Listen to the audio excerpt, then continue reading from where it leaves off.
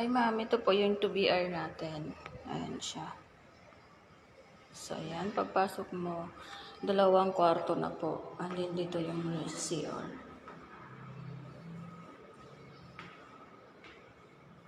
Ganyan po yung CR natin. Naka-tiles na din po siya. Ayan. Yan po yung shower, telephone, shower siya. Then, ito yung kitchen. Ayan.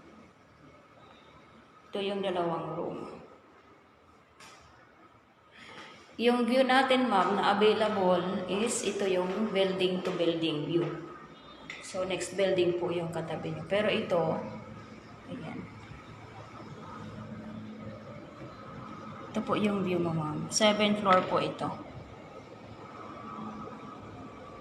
Ayan. So, ito po siya. Then, ito yung dining, tsaka yung sa sala. Ayan, ma'am.